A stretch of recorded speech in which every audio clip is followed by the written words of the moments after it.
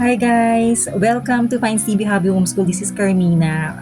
Yes, guys, I just want to share with you a hack. Again, my red and black striped socks. It's not an iconic, thing. I got this from uh, Divisoria, back home in the Philippines. Guys, I'm so bored. Do you know that, guys? I'm already bored here. No, do you get me? Like bored in life. Yes, that's where I am now. And you see my toenails, it has a soil. I will, wash up later in the night. But this is like where the part where we have to go back to the farm later to check the plants before because it's kind of already fall, of course, here in America, but in Florida, of course, it's still warm. So this is a hack. Like I cut the socks and the toe part, and then I made it into like somehow a pair of leggings. And then I wanted somehow like because my knees are not as it's not right for wearing shorts. I'm not that you get me. I'm covering something, so I will have that knee high and then have another pair of socks to wear in the bottom. I know what kind of get up this is, right? But this is me. I'm kind of bored. So my ate said, why don't you go back, wear something with color. Like, yeah. So that's what I'm doing. So guys, if you're bored, that's a new hack. That's an old hack. It's a classic one. Just, dress up, be yourself. Just use colors, you know, to put life, to add color and, uh, add life, diba?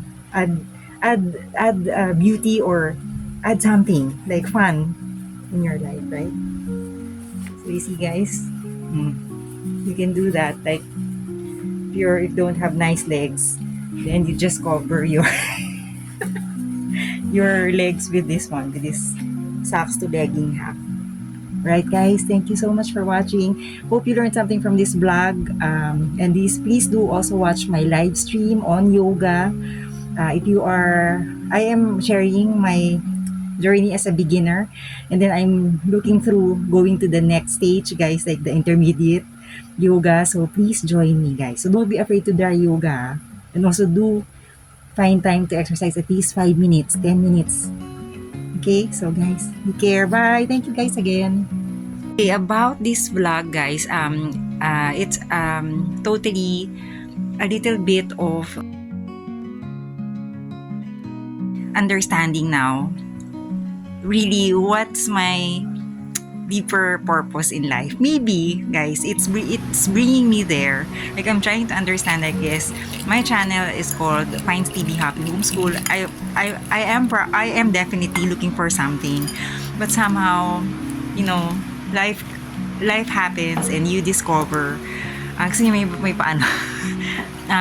Life happens and you discover things as I was learning gardening here, experiencing the simplest form of, being a steward, as all of us are given the chance to, learn about nature, planting seeds, growing food. I have learned to realize, guys, that maybe this channel is meant for that.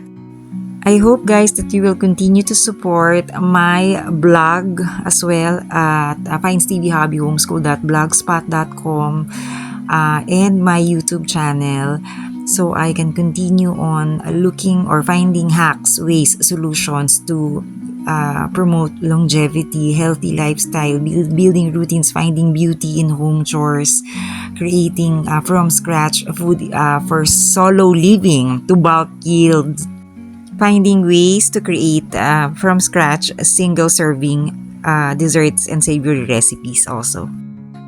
Okay, the funny part in this hack, guys, like, isn't it like you get blisters or scratches or wounds because you have very sharp skin of the shoes, right? So you have to put something right in between. It's either you put an extra sole or you wear socks, or don't wear anything that's exact as your size, foot size, right?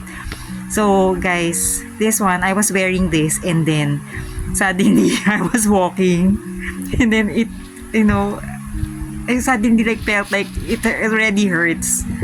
So I look and I realized it wasn't there anymore. The piece of cloth and the hack I did. And then my sister found it, and she said, "Okay, this is Casey's because she's been doing hacks." Okay guys, so it's up to you guys. This is just an emergency hack. So it might be crazy but silly, but can be a solution, guys. Hi Pepper. Hello. Guys, I wanted a guard dog like this when I get old. She got cataracts in her eyes. Come. Oh, she has cataract? She's 9. So we learned, guys, here, I don't know if it's all over, like if you are like a special medical issue, like as a senior citizen or somebody who is disabled, you can get like have a guard dog, right? So I wish I can get that. Tomorrow. Okay. It's heavy. Well, I got some more It's stones. itchy, right? Where? Outside the house. What's itchy? Same like Oh that? my god, Pepper. These are ones about around Oh. 15. Guys, look at this, guys. You know what's this magic cacerola? This one has the most craved dish or dessert, I think, for most of Filipinos in the US. This one. Let me tell you guys why I have this magic cacerola. So, it's been transferring from one house to another because we made this ginatang bilo-bilo. It's called ginatang bilo-bilo. It's mixed with banana or plantain, and then cubed root crops, like anything, like sweet potato especially, then jackfruit. It's a special dessert. It's a coconut-based dessert. Sweet, of course, it's a dessert. So yeah, this is the one. So it has been like, anywhere, like I would give up my intermittent fasting for any coconut based food. Really, I'm so mesmerized, in love with coconut. Oh my gosh, guys, I know. Okay, let's go back to the video. This is spaghetti squash, steamed, and also steamed egg. I was craving for something to eat one time, late evening. Yeah. Had I have enough time, I would have prepared a simple tomato sauce to add on this, and a little bit of chicken to that for a pasta dish. I was craving for meat, so I added meat to my diet. I added jam on my sliced apples, jam as sweetener on my tea also.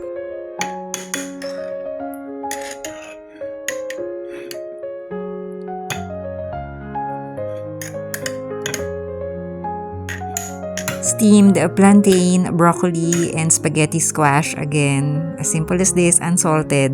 So if you like that, yes. So this McDonald's ice cream sundae was given to us a large order, and we can't finish it. So we had an extra coffee cup in the car. So we, put the excess in. So it's a good hack, right? Powdered ranch dressing on my broccoli too.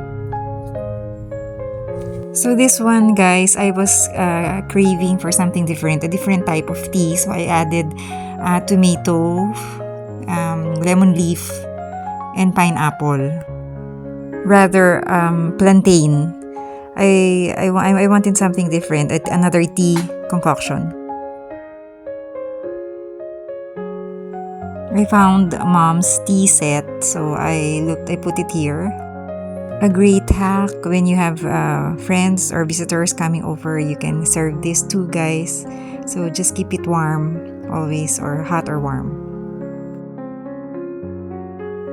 So I always have a mix of steamed fruit and vegetables on my plate. Boiled egg typically. New is corn. I craved for an apple pie tart flavor, so I made this. I made a little caramel from the apple juice in the bottom of the pan. So I thought of, creating a dessert. Like if you are thinking of creating like a from scratch at home desserts, like solo serving, single serving, and then you can just double, triple, quadruple the recipe for parties and get-togethers.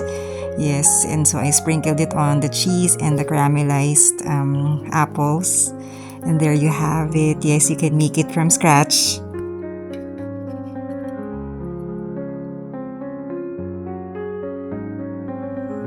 Day 7 update on the mother sour that I will use for my breads, guys. I think you get more meat when you slice it from here if you want to get 100% of the meat of the pineapple. After doing my yoga, I start making my tea again. Snow peas, the whole corn with the husk, pineapple, and pumpkin.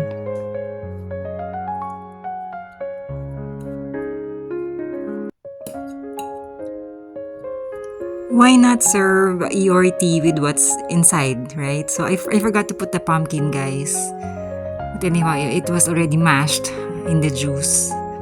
And also you can put this, cap it with the lid and then bring some fruits.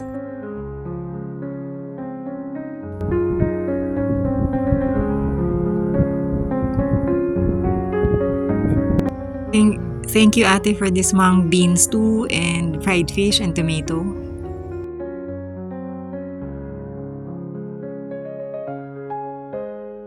So guys, now this braid that my pamangkin Camilla made, I need to show it because we're going somewhere. So I don't know. All right, like this, guys. Like that. I don't know.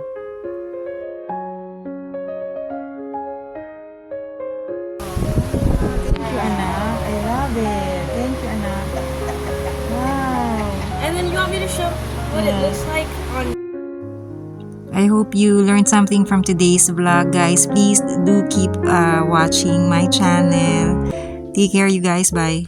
Thank you to Ate and Claremont and family for repairing the fridge. Yes, guys, finally we have a refrigerator already. Thank you, guys. Again, we appreciate it. So guys, we went to Skates World, as a skating school or something center. Yes, the kids enjoyed it.